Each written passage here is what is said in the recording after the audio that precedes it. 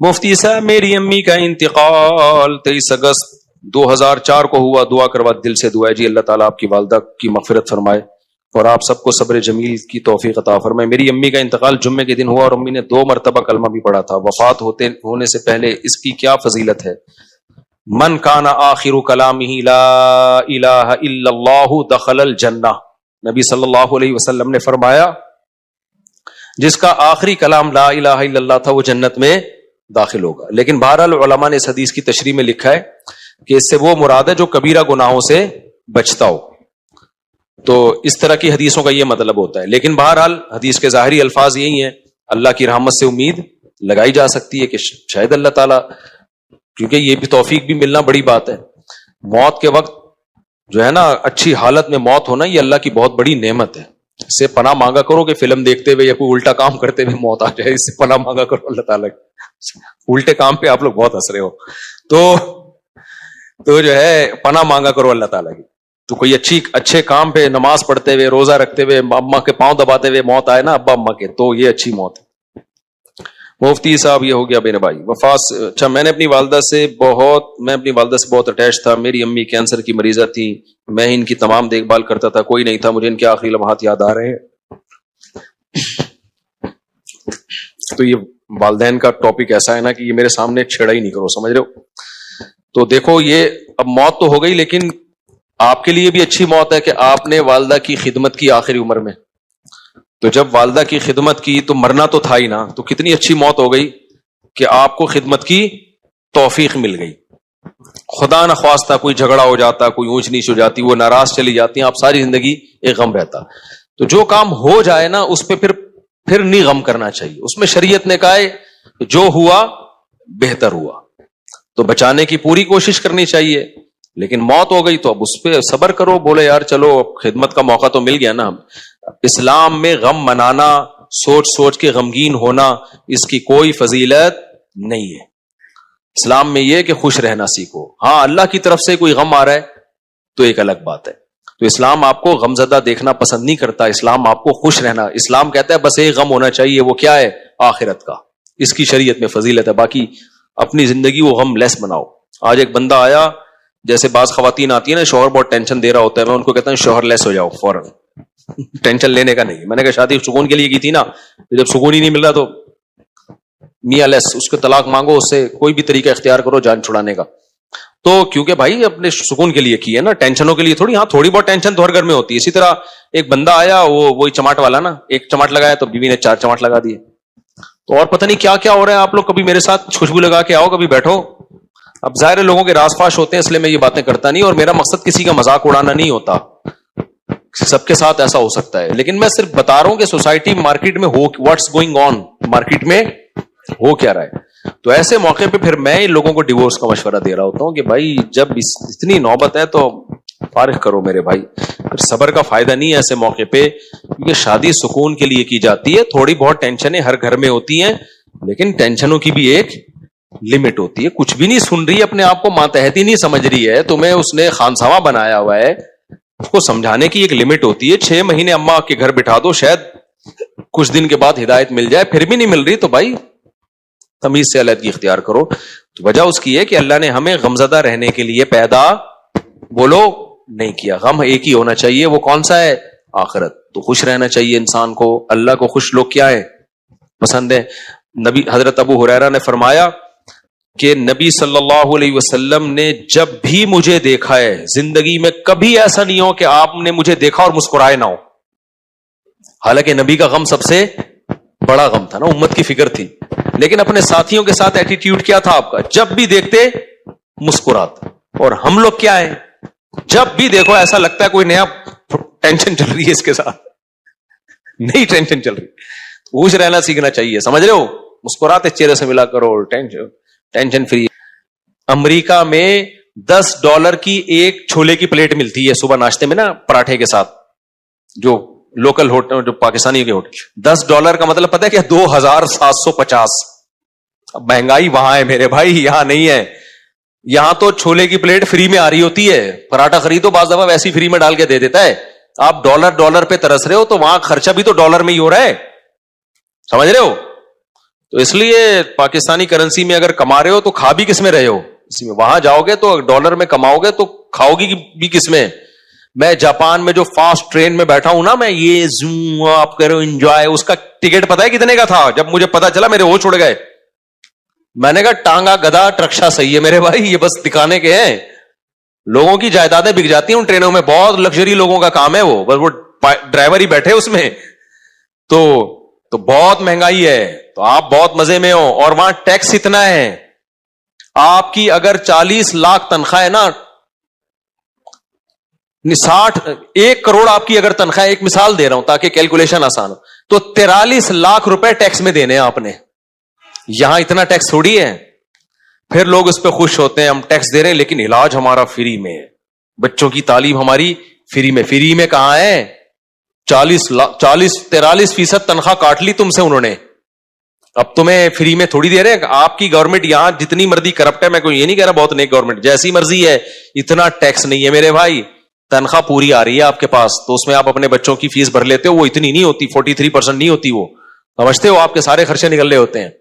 نہیں آ رہی میرا خیال ہے بات. اور پھر زکاتیں بھی لوگ دے رہے ہوتے ہیں, تھوڑے سے گھننے بن جاؤ اگلا پوری جائیداد نکال کے دے دیتا ہے. یہاں تھوڑا سا گھننا بننا آنا چاہیے, بس یہاں پریکٹس کرو تھوڑی سی. تو اس لیے اتنا ٹینشن والا بات نہیں. ہم کیوں وہاں جا کے فوراً واپس آتے ہیں؟ مزہ ہمیں کہاں آتا ہے؟ بہت اچھے کنٹری ہیں, امریکہ بہت اچھا ہے, جاپان بہت اچھا ہے, مزہ ہمیں کراچی میں ہی آتا ہے. اور یہ جو میں نے ابھی بیان میں کہا نا کہ خاموش, بالکل خاموش, یہ 4 دن خاموشی اچھی لگتی ہے, اس کے بعد کاٹنے لگتی ہے. یہاں ریلیشن ہے, آبادی ہے, ایک بندہ پنجاب والا ملے گا, ایک پشتو والا ملے گا, ایک بلوچی ملے گا, ایک فلانا, ایک میکینک ملے گا, ایک فلانا ملے گا, ایک ڈاکٹر ملے گا, ایک سائنٹسٹ ملے گا, ایک سیاستدان ملے گا. ہر آدمی ہوٹل میں بیٹھ کے ایسے لگے گا یہاں سارے ہی پہنچے ہوئے لوگ ہیں, گپ شپ کا ماحول ہے. یہ سب کچھ وہاں پر نہیں ہے. خاموشی خاموشی خاموشی. ابے 4 دن تک خاموشی اچھی لگتی ہے, اس کے بعد میں نے کہا یار کوئی تھڑے نہیں ہے یہاں پہ, کوئی تھڑے ہوں یہاں پہ, کوئی بیٹھے ہوئے ہوں, کوئی بیٹھک ہو, کوئی گپ شپ ہو نا, ختم. تو ایک رشتہ داروں میں ہوتی ہے وہ بھی رشتے بھی کیا ہو رہے ہیں, ختم ہوتے جا رہے ہیں, وہ بھی شارٹ ہوتے جا رہے ہیں. تو بس ہر آدمی انڈیویجولی لائف گزار رہا ہے, تو ایسے تھوڑی, تو ایسے تو زندگی کا سکون تھوڑی ملے گا. بہت سی چیزیں ہمارے یہاں پازیٹیو ہے میرے بھائی, بس دعا کرو ہمارے یہاں صفائی ہو جائے اور لا کچھ قانون مضبوط ہو جائے, تو ہم ان سے اب بہت آگے ہیں. یہ 2 ہی چیزیں نہیں ہیں, اور یہ 2 ہی انہوں نے بیڑا غرق کیا ہے ہمارا. لیکن جب وہ تو بیڑا گورنمنٹ نے غرق کیا ہوا ہے نا, ہم تو خوش رہنے پر اللہ نے ہمیں پابندی نہیں لگائی. تو آپ اسی کو انجوائے کرو. دیکھو اب کراچی میں برساتی کھڈے کتنے ہو گئے نا بارش ہوتے ہی. اچھا کلائمیٹ ایسا چینج ہوا ہے کہ بارش بھی عجیب قسم کی ہو رہی ہے. ادھر آ رہا ہے کہ جی سمندری طوفان آ رہا ہے, اور واقعی آیا ہوا بھی ہوگا. اس کے پڑوس والے علاقے میں نلکے میں بھی پانی نہیں ہوگا. وہ کہہ رہے ہم تو سمجھ رہے تھے پورا طوفان آ رہا ہے, پانی پانی ہو رہی تھی, نلکے میں بھی پانی نہیں ہے. عجیب کراچی کا وہ, یعنی بارش ایسے ہو رہی ہے, انڈا موڑ پہ ہو رہی ہے, کلندری چوک پہ نہیں ہو رہی. عجیب ہی سیٹ اپ چل رہا ہے. تو انجوائے کرو اس کو. تو وہ دیکھو کتنے کھڈے ہیں نا, وہ ٹک ٹاکر نے کیسا انجوائے کیا کراچی میں بارش میں, جو کھڈے اتنے بات پہ آپ کو چھلانگے مار کے. تو وہ اس نے اولمپک کی تیاری کر رہے ہیں نا گھر میں, لمبی لمبی چھلانگے مار رہے ہیں. ماں نے پوچھا اولمپک کی, کہہ رہے بعد میں پتا چلا یہ کراچی کے کھڈوں کو کراس کرنے کی ٹریننگ لے رہا ہے. میں نے کہا چلو اتنی ٹینشن میں اس نے. تو اس لیے جس حد تک ممکن ہے خوش رہنے کی کوشش کیا کرو. اللہ کو غمزدہ لوگ پسند نہیں ہے, ہر وقت دکھڑے, یہ ہو رہا ہے, فلانا ہو رہا ہے, ڈمکانا ہو رہا ہے. اور اللہ کو خوش لوگ پسند ہے. ہاں دکھ صرف ایک ہونا چاہیے, وہ کیا ہے بھئی, آخرت میں پتہ نہیں کیا بنے گا. اس کے علاوہ اللہ نہیں چاہتے کوئی دکھ ہو آپ کو. دوسری بات یہ کہ گھروں کے جھگڑوں کو بھی بڑھایا مت کرو. گھروں کے جھگڑوں کو, ہمارے ایک دوست تھے سفر میں, ان کا اپنی بیوی سے پھڈا ہو گیا فون پہ, طبیعت سے چل رہی ہے نا, تیری ایسی کی تیسی. وہ ادھر سے اس کو جواب آ رہا ہے, طبیعت سے پھڈا ہوا ان کا. اور اپنے دوستوں کو بھی بتا رہے ہیں میری بیگم نے یہ. ظاہر ہے سب کے سامنے ہو رہا ہے تو پتہ چلے گا نا دوستوں کو کہ یار کیا ہو گیا. بے یار میرا تیری بھابی نے دماغ خراب کر کے رکھا ہوا ہے یار, یہ ایسا نا. آدھے گھنٹے کے بعد نارمل بیٹھے ہوئے, چائے چل رہی ہے, گپ شپ چل رہی ہے گھر میں, بیگم اور بیگم, وہ میں آ رہا ہوں پرسوں. وہ دوست نے پوچھا ابے آدھے گھنٹے پہلے تو ایسا لگ رہا تھا کہ طلاق ہو جائے گی تم دونوں میں, ابھی تھوڑی دیر میں ایسا لگ رہا ہے کہ کوئی مسئلہ ہی نہیں ہے. تو اس نے کہا یار میری عادت ہے 15-20 منٹ کے بعد پھڈے کو میں بھول جاتا ہوں, ٹھیک ہے نا, فنش. واقعی یہ جن لوگوں کی عادت ہو نا وہی خوش رہ سکتے ہیں اس زمانے میں. اور جو ناک پہ مکھی بٹھا کے رکھتے ہیں نا اور دل میں لے کے بیٹھ گئے اس نے یہ کیوں بولا تھا, ابے بھائی جو بولا تھا بول دیا, ختم کر. جب سنا دیا اس نے بھی سنا دی, اس نے بھی سنا دی, ختم, قصہ ختم. چلو بھائی دوبارہ سے جیسے انجوائے کرو لائف. اور لوگ کہتے ہیں بھی تنبیہ تو ہوئی نہیں. نہ جب یہ پھڈا ہوتا ہے نا اگلے کو خود تھوڑی سی تنبیہ ہو جاتی ہے. آئندہ وہ بولنے سے پہلے اس کو بھی پتا ہے, آپ کو بھی پتا ہے کہ میں یہ بولوں گا اس کی دکھتی رکھ پہ پاؤں رکھ دوں گا میں, وہ یہ بولے گی تو میرے کھوپڑی گھومے گی. تو دونوں تھوڑا تھوڑا ایک دوسرے کی کھوپڑی کا احترام آہستہ آہستہ شروع کر دیتے. خود ہی شادی شدہ آدمی کی زندگی ایک مینجمنٹ خود بخود آ جاتی ہے. تو اگر آپ جو دل میں لے کے بیٹھ گئے, اس نے میرے کو یہ بولا تھا, اس نے یوں کر دیا تھا, اس نے, یار تمہیں ایک واقعہ سناتا ہوں اس سے بس پھر میں بس آپ لوگ سے 2-4 سوال لے کے بیان ختم کرتا ہوں. اس سے بڑا کیا یعنی ایک طرح سے ظلم ہوگا کہ سیدہ عائشہ رضی اللہ تعالی عنہا پر جب تہمت لگی ہے نا, منافقین نے جھوٹی تہمت لگائی, اس میں حضرت مستح رضی اللہ تعالی عنہ جو صحابی رسول ہیں وہ بھی اس پروپیگنڈے کا شکار ہو گئے تھے. وہ بھی منافقین کی باتوں میں آ گئے اور انہوں نے بھی حضرت عائشہ کے بارے میں یہ منافقین سے سن کے الفاظ کہے. حضرت عائشہ بیٹی کس کی ہیں؟ ابو بکر کی. آپ بتاؤ غیرت مند آدمی کو کتنا غصہ آئے گا نا. حضرت ابو بکر حضرت مستاق کے ساتھ مالی تعاون بہت زیادہ کیا کرتے تھے کیونکہ رشتہ دار بھی تھے اور غریب بھی تھے.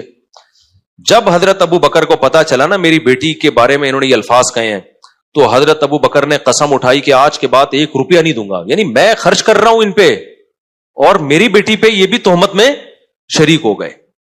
بعد میں جب قرآن کی آیتیں نازل ہوئیں, حضرت مستح نے توبہ کی اور بہت گڑ گڑائے اللہ کے سامنے, توبہ کی.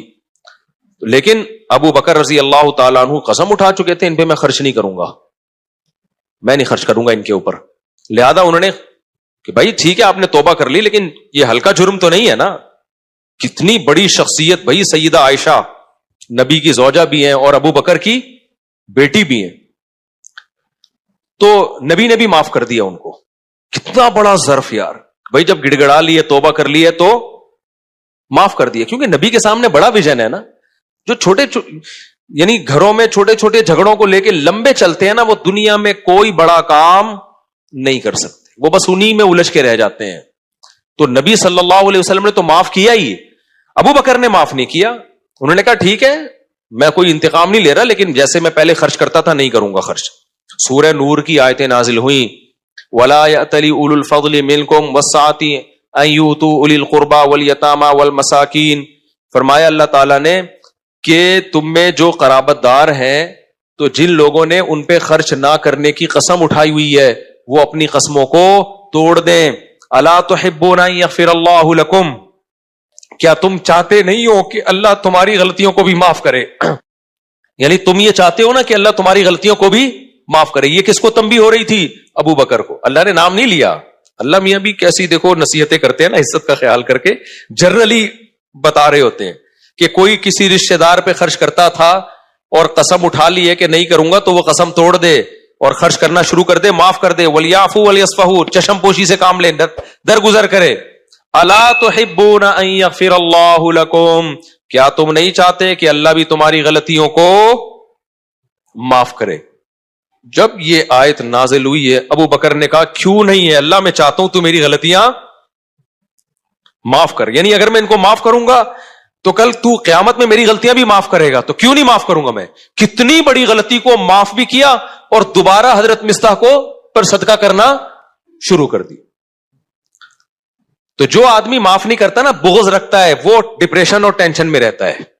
اور جو دماغ کو صاف اور پاک کر کے سوتا ہے کہ یار جو تھا قصہ ختم, تو وہ ڈپریشن سے آزاد ہوتا ہے. تو ہم لوگ جھگڑوں کو لے کے بیٹھے رہتے ہیں اتنے لمبے لمبے, کس نے میرے کو یہ بولا تھا, اس نے میرے کو یہ بولا تھا, اس نے مجھے یوں کیا تھا. ابے چھوڑ دے یار, ٹھیک ہے اپنے آپ کو بھی ریلیکس کر, دوسرے کو بھی ٹینشن سے باہر نکال. تو اس لیے میرے بھائی خوش رہنا سیکھو, اور جس آدمی کے دل میں کینہ ہو, بغض ہو, چیزوں کو لے کے بیٹھتا ہو, وہ کبھی بھی خوش نہیں رہ سکتا, جلتا کڑتا ہی رہتا ہے, منفی باتیں ہی کرتا رہتا ہے.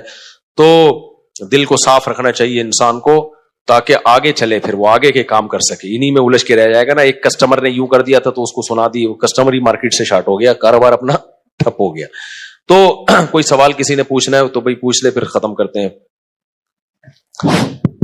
اللہ, یہ جو میں نے اپنا قصہ سنایا تھا نا اپنے والد صاحب کا, اس پہ لوگوں نے بڑے کلپ چلائے, امریکہ تک میں پھیل گیا. نہیں, میں نے کہا تھا میرے والد صاحب سے تھوڑی میں نے اونچی آواز میں بات کی, آج کے بیان سے متعلق ہے یہ. میں نے بتایا تھا نا میری ایک دفعہ والد صاحب سے اونچی آواز میں بات ہوئی تو میں نے سوتے ہوئے والد صاحب کو اٹھا کے معافی مانگی. یہ کلپ بڑا وائرل ہوا, اچھا ہے. اس میں ایک بات میں بتانا بھول گیا تھا جب کلپ وائرل ہو ہی گیا. ایک منٹ بیٹا, یہ عمل میں نے اپنے بڑے بھائی کو دیکھا تھا یہ کرتے ہوئے. میرے بڑے بھائی کے ساتھ اس طرح والد صاحب نے ایک دفعہ ہاتھ اٹھایا تھا ان کے اوپر, تو شاید ان کی زبان اڑ گئی تھی. تو میں نے اپنے بڑے بھائی کو دیکھا کہ انہوں نے جا کے والد صاحب سے معافی مانگی. تو یہ میں بتا رہا تھا نا کہ جو چیز دیکھتا ہے انسان وہ سیکھتا ہے. تو مجھے اپنے بڑے بھائی کا یہ عمل میرے دماغ میں انسٹال ہو گیا تھا کہ یار اگر بڑوں سے کبھی ایسا ہو بھی جائے تو معافی مانگی جاتی ہے. تو اس لیے میں کہتا ہوں کہ اپنے ماں باپ کی خدمت اپنے بچوں کے سامنے کر لو تاکہ تمہارے بچوں کو پتا چلے کہ انہوں نے بھی تمہیں بڑھاپے میں سنبھالنا ہے. سمجھتے ہو گے نہیں سمجھتے؟ اپنی ماں کی خدمت اپنے بچوں کے سامنے کر لو تاکہ بچوں کو پتا چلے کہ جو تمہاری بیٹیاں ان کو پتا چلے کہ بھئی ہم نے بھی اپنی ماں کو بڑھاپے میں سنبھالنا ہے.